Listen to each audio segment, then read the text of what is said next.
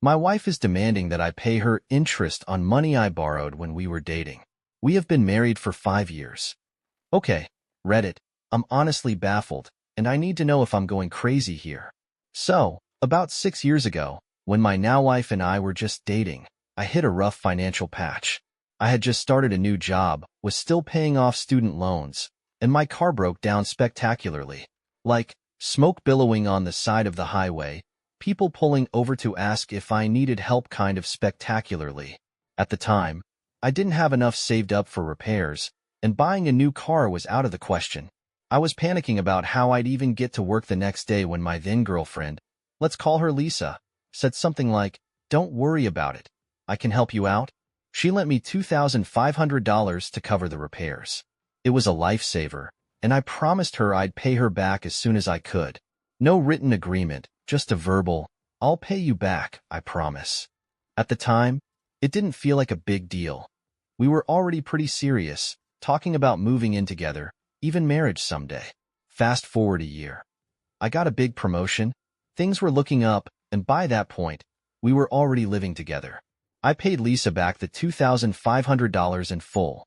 She joked that I was the best customer she'd ever had, and we laughed it off. End of story, right? Nope, not even close. Here's where things start to get weird. Fast forward to now, Lisa and I have been married for 5 years. We have a solid life together. The kind of life I think most couples strive for. Shared bills, joint bank accounts, a mortgage we grumble about together, and our first baby on the way. Finances are something we've always handled like a team. We sit down once or twice a month, look at what's coming in, what's going out, and try to plan smart. I always thought we were on the same page. Last Saturday morning, we were at the kitchen table, sorting through bills like we always do. It was a completely normal day. Lisa was sipping her coffee, flipping through a stack of mail, and I was crunching some numbers on my laptop. Out of nowhere, she looked up and said, "You know, you never paid me interest on that $2,500 I lent you before we got married." It took me a second to even register what she'd said. I looked up, blinked, and let out this confused little laugh because surely she was kidding. I said something like, "Interest? What are you talking about?" Lisa didn't laugh, didn't smile. She just shrugged and said, "I'm serious. If I had put that money in a savings account, it would have earned interest. I lost out on that, so it's only fair you make it up."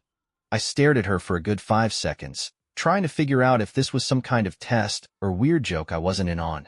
I even said, "Wait, you're not serious, right? That was years ago.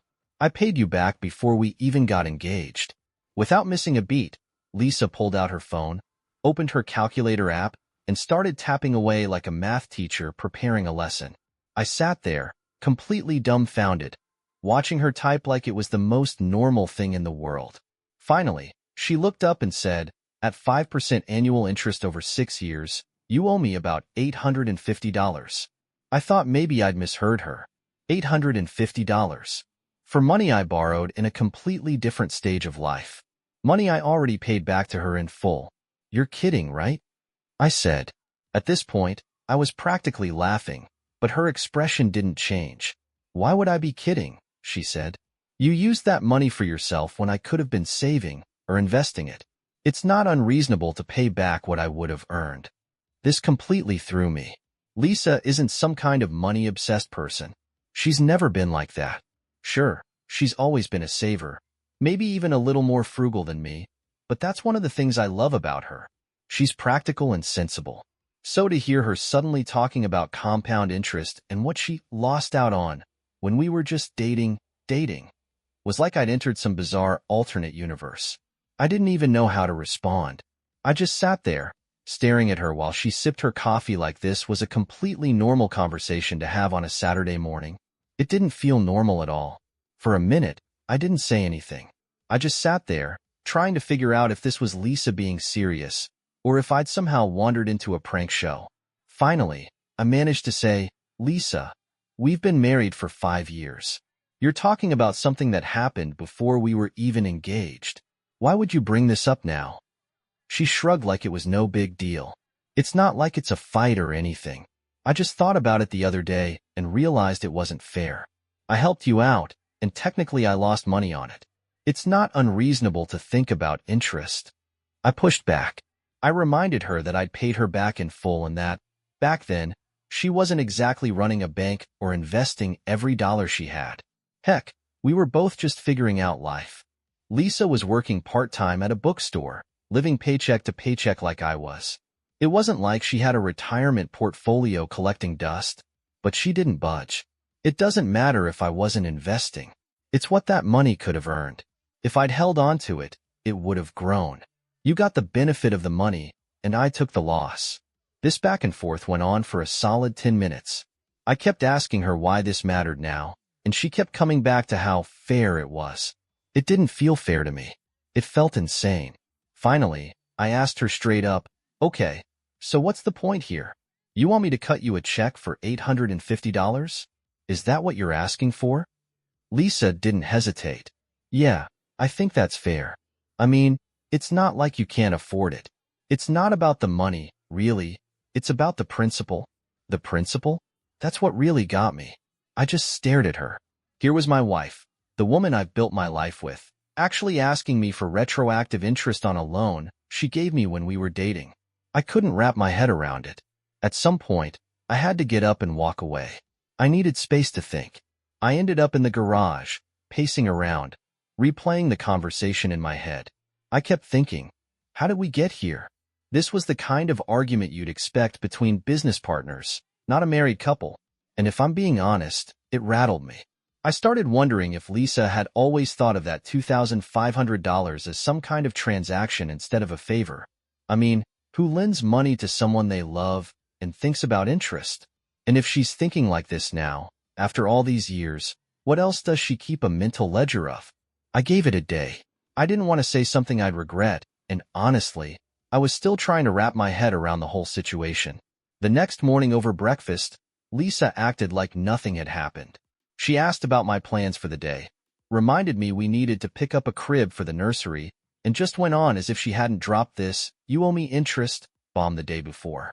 It felt surreal, but I decided to bring it up again. I had to understand where she was coming from. So I asked, as calmly as I could, Lisa, about yesterday. Do you actually keep track of stuff like that? Like, do you remember every time you lent me money or bought something for us? She paused mid-bite, like she didn't expect me to bring it up again. Then she said, not really. I just remember the big things. You know, stuff like that loan. That answer didn't sit right with me. The big things? What other big things had she been keeping track of? I pressed a little more. So, is there a list? Like, do you think I owe you for other things, too? At first, she looked annoyed, like I was blowing things out of proportion.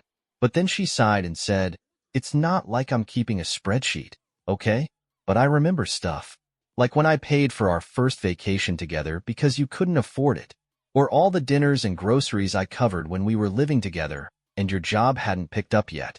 I mean, I didn't care back then because I loved you, and I knew you'd get back on your feet.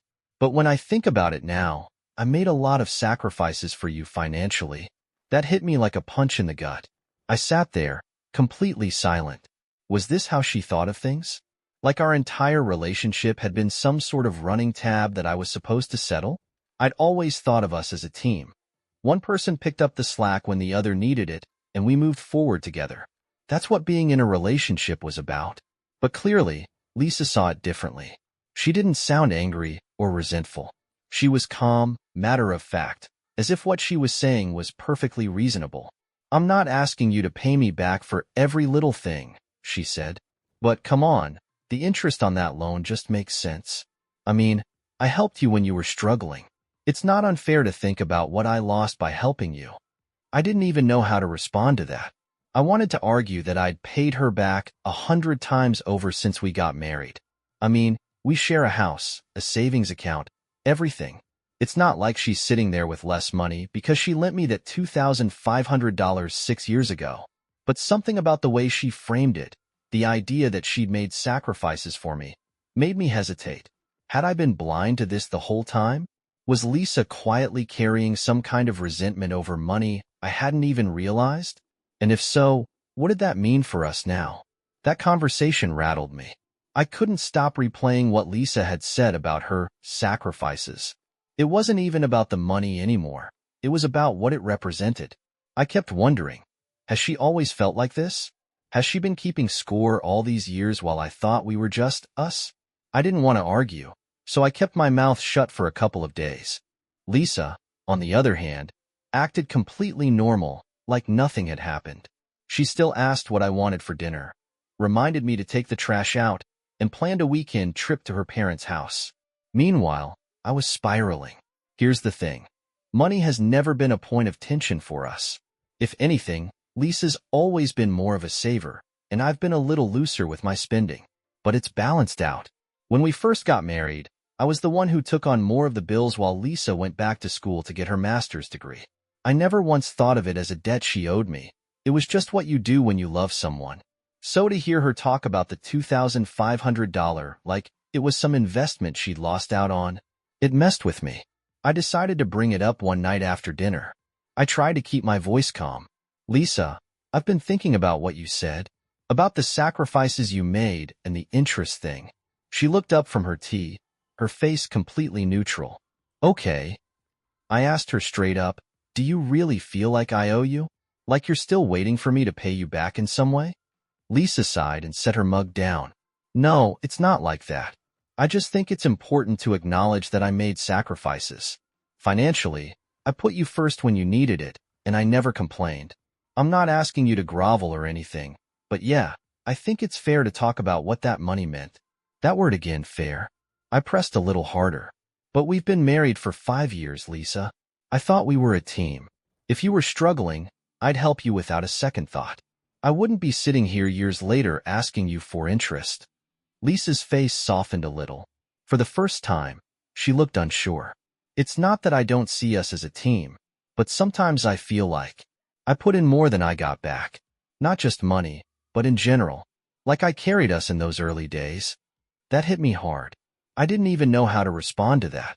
Sure, there were times when I leaned on her financially, but there were plenty of times when the roles were reversed. I reminded her of when I covered rent for 6 months so she could finish her degree, or when I picked up her car payments after her job at the bookstore ended.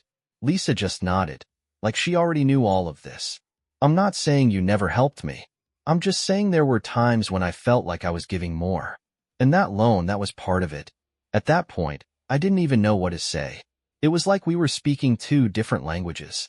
For me, our marriage has always been about give and take, balancing each other out when we needed it most. For her, it seemed like there was some invisible scale she'd been measuring things on all along. And the worst part? I couldn't figure out if she was right. After that conversation, something shifted between us. Nothing obvious. There were no big fights or slammed doors, but it felt like a crack had formed that I couldn't ignore. Lisa and I still talked about our days, still made dinner plans, still watched our shows at night. But every now and then, I'd catch myself looking at her differently. I kept thinking about what she'd said, about carrying us in the early days, about feeling like she gave more than she got. And honestly, it hurt. Not because I thought she was wrong, but because I'd never once looked at our relationship like that. Then, one night, we were in the living room watching TV. Lisa had her laptop open, scrolling through cribs for the nursery, and I was just sitting there, half watching the show, half stuck in my own thoughts. Finally, I couldn't keep it in anymore. Lisa, can I ask you something? She glanced up from her screen. Yeah, what's up? I paused, trying to pick my words carefully. Why didn't you say anything back then? If you felt like you were giving more, if you felt like I was leaning on you too much, why didn't you tell me? Lisa sighed, closing her laptop. Because it wasn't a big deal at the time. You were trying so hard to get your life together, and I wanted to be there for you. I didn't mind covering things when I could. I loved you. So what changed? I asked. She hesitated for a second. I don't know. I guess, now that we're older, now that we're planning for a baby, I think about money differently. I think about all the ways we could have been smarter back then. And I guess I wonder if you realize how much I did for you. That stung more than I expected. I looked at her and said, of course I realize it, Lisa. I don't take any of that for granted. But I thought that's what we were about. You helped me when I needed it, and I helped you when you needed it. That's what being together means, isn't it? She nodded slowly, but then said something I'll never forget. It's not that I regret helping you. I just wonder if I was too generous sometimes. Maybe I should have set clearer boundaries. I didn't know what to say to that. It felt like she was rewriting our whole history together, turning something that felt pure and loving into a series of transactions. Like she couldn't see those moments as anything but sacrifices she made. We sat there in silence for a while, neither of us looking at the other. Finally, Lisa got up and said she was going to bed early. She didn't say it in a cold way. There wasn't anger in her voice, but the room felt heavy as soon as she left. I stayed on the couch for another hour, just thinking. I thought about our first apartment, when we barely had enough furniture to fill it. I thought about the nights when I brought home takeout because Lisa was too exhausted from working 2 jobs, and how proud I felt when I could finally afford to take her on a real vacation. Those were good memories. But now, I couldn't stop seeing them through this new lens Lisa had introduced, this idea of giving more and losing out. And I couldn't shake the feeling that this wasn't just about the $2,500. It felt bigger than that. The next few days were strange. We weren't fighting. There weren't any cold shoulders or passive-aggressive jabs.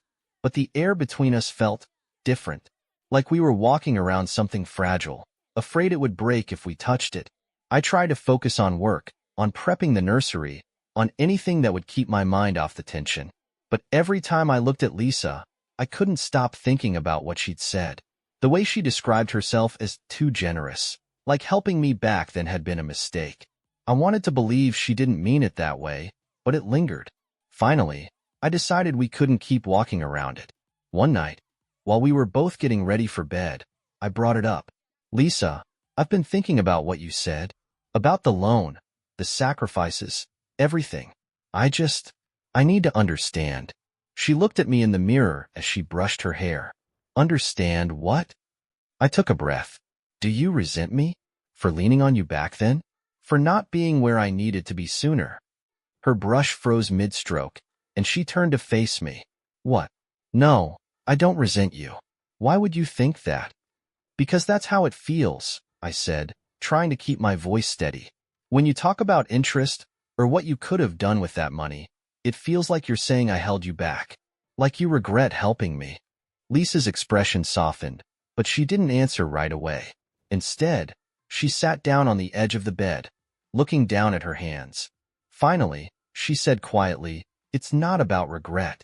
I don't regret helping you. I don't resent you. But I think I held on to those things longer than I should have. Back then, I was scared. You know, you were struggling, and I loved you. But there was a part of me that worried. What if you never got on your feet? What if I was making sacrifices for someone who wouldn't be able to do the same for me later? That caught me off guard. Lisa, you know that's not how it turned out.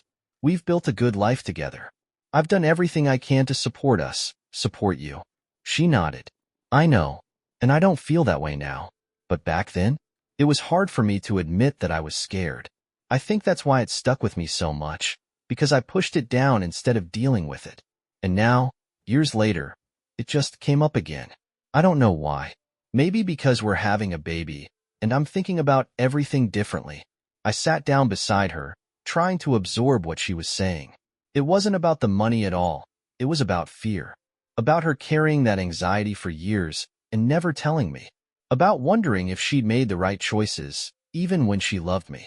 You could have told me, I said quietly. I would have understood. I would have worked harder to show you I was worth the risk. Lisa shook her head. You did, though. You did everything right. That's why I said it's not about the money. It's not about the loan or the interest. It's just me processing something I should have let go of a long time ago. And I'm sorry it came out like that. For the first time in days, I felt like I could breathe. We sat there for a while, not saying much, just holding hands. And honestly, I don't know if I fully understand everything Lisa was feeling. Maybe I never will. But I realized that this wasn't about keeping score or resentment. It was about her trying to reconcile those moments of doubt she'd buried years ago. And as strange as it sounds, I was glad we'd finally talked about it. After that conversation, things felt lighter. Like we'd opened a window in a room we didn't realize had gotten so stuffy. Lisa didn't bring up the interest again, and I didn't push for more answers. It felt like we'd gotten to the heart of the matter, that it wasn't about the money but about something deeper that had been sitting unspoken for years. But I still couldn't shake one last thing I needed to say. A few days later, we were driving back from picking out a crib for the nursery. It was one of those calm, easy days where everything feels settled. Lisa was in the passenger seat, reading reviews on her phone, and I glanced over at her and said, "Hey, I've been thinking about something." She looked up. "What's that?" I kept my eyes on the road and tried to make it sound casual. "I just want you to know, I've never kept score with us. I've never thought about what you gave me or what I gave you. I don't think I ever could." She didn't say anything right away, and for a second, I wondered if I'd said too much. But then she reached over and squeezed my hand. "I know," she said softly, "and that's one of the reasons I love you." We didn't say anything else for the rest of the drive, but her words stuck with me. This woman, my wife, my partner, had spent years quietly worrying that she'd been too generous, that she'd given too much of herself to me back when I couldn't always give back. It wasn't about fairness or debt, or even $2,500. It was about trust, about reassurance. It made me realize that love isn't just about being there in the moment. It's about helping your partner carry the doubts and fears they don't know how to put into words. It's about reminding them that they never made a mistake in choosing you, even when times were hard. When we got home, Lisa looked over at me as we unpacked the crib. "You know," she said with a small smile, "I think you've more than paid me back at this point." I grinned. "With interest?" She laughed, and for the first time in days, it felt like we were us again. We never talked about the $2,500 again after that, but I think we both learned something from it. For me, it was a reminder that love isn't perfect, that sometimes the people we care about carry burdens we can't always see. And for Lisa, I think it was about letting go of that fear and realizing that the person she'd invested in me was always going to be there, no matter what. The crib went together a little crooked, by the way. We laughed about that, too. What would you do in a similar situation? Share your opinion in the comments.